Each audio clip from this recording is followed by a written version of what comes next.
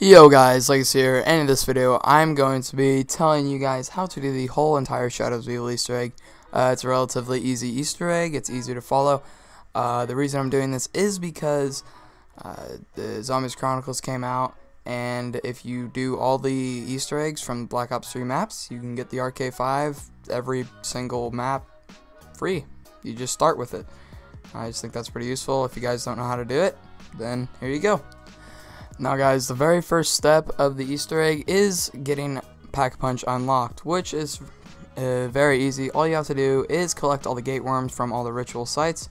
Just unlock the actual ritual object.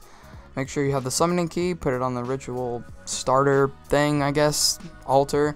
All it will do is it will start the ritual, a whole bunch of keepers will spawn, you'll have to kill them, but after the ritual is complete, a gate worm will spawn, and all you have to do is pick it up. And a little warning guys, every two rituals that you do, a Margwa spawns, so there will be two Margwas that spawn. As you can see, we were doing our third one on round 1.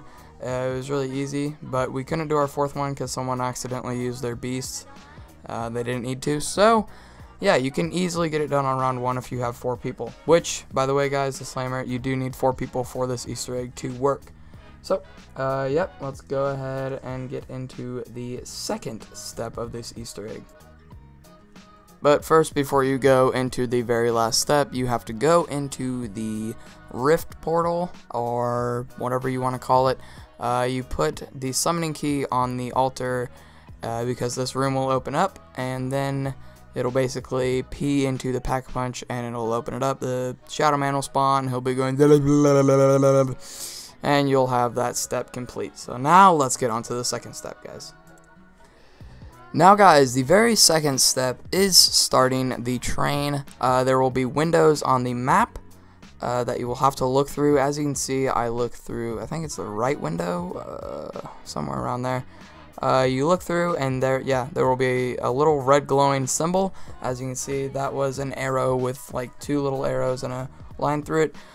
It'd be best the person who is going to unlock the swords will see all the symbols. It's hard to describe some of them, but you have to find all the symbols on the map, and you will then be able to get the swords unlocked, and you will be able to, well, not the swords, but the sword wall will open up. You have to get the eggs, you have to place them in all of the squids around the map and fill them up with zombies. This may be kind of time consuming if you are on multiplayer. It is kind of hard, but yeah, it's pretty easy after you get that part done. Now let's go into step 3. After you have grabbed your sword, head down to your character's, I guess, location. And there will be a creepy looking keeper holding an egg. You will grab that, and then you will see these symbols around the map. They will light up whenever you put the egg down on them, and a Margwa will spawn. Now the character locations, the lady is at the theater, Black Lace, whatever. The cop is at the Ruby Rabbit. The wizard dude is in the first ritual site that you have in spawn, and then the fighter is in the boxing gym. Now every time you go down there, there will be an egg for whoever it is supposed to go to, and all you have to do is kill a Margwa every round for this step to be complete, and then you will have the upgraded sword, which is the third step. Now after everyone in your game has the upgraded sword, there will be a floating book in the very first ritual room. After you hold square on this book, it will spawn a flag in the Canal District. Someone will have to pick up that flag. It'll spawn these shining orbs, and what you have to do is you have to bring the flag to the shining orbs and place it down. Now as you can see, we did Canal District first. It is probably the hardest one. The Shadow Man will be spawning to try to destroy your flag. There will be 2 spots where you have to put the flag in the certain district, and then you have to run it up to the certain district's ritual site, and it'll be extremely easy if you guys have fear in headlights. I would definitely recommend everyone in your game having it for every round, because you do have to do this every round. You can't do it all in one round. You have to do it every round. So it is a relatively hard step. As you can see, there's a Shadow Man, but if you have Fear and Headlights, you can make it pretty easy. So yeah, make sure everyone is running Fear and Headlights. Alright, let's get on to the almost last step. So guys, go down to the Pack-a-Punch room and give your sword to the keepers. What it will do is it will break the Shadow Man's glass orb, because he will spawn whenever everyone has their sword given to the keepers. And what you have to do is you have to continuously find him and shoot him. Have 2 teammates looking on each side, or 1 teammate looking on a side and then the other 2 looking on one side, because you do need to have 1 teammate sitting on the altar that you put the summoning key on when you open up the Pack-a-Punch. This is a pretty hard step if you fail like we did. A whole bunch of zombies and Margwa spawn. It's extremely hard. Make sure everyone's running like a Phoenix up or something that can help the teammates if they go down. If you fail this step, what you have to do is you have to go up to the keepers and hold square or X, and what this will do is it will kind of revive them in a sense, and then what they'll do is they'll shoot him again, and you have another chance to kill him. If you do get him all the way back to the altar, one of your teammates has to hold square, and it will sacrifice the Shadow Man, and you can start the very last step of the Easter egg. Now guys, for the very last step, it's probably the easiest step of the whole Easter egg. Well, kind of. You just have to be communicating.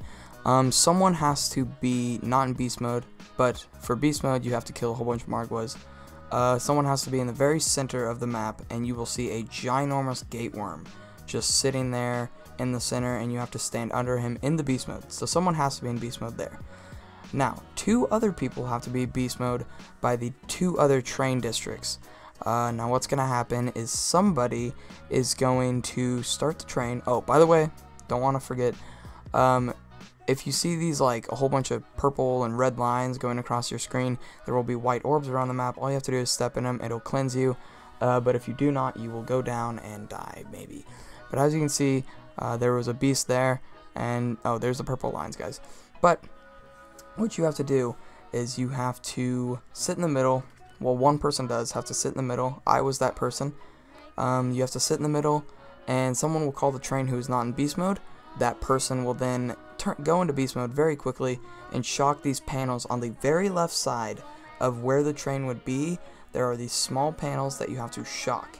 What it will do is it'll light up the train tracks blue, and then you will, well, you won't complete the Easter egg, but the person in the middle, after the train hits the Gateworm, he has to shoot, or he or she has to shoot the keepers in the middle. What it will do is just shoot a giant beam into the giant monster in the sky, and then you guys will have the Easter egg done. You will get an achievement, a calling card, I think like 5,000 XP, and the key for the first Easter egg.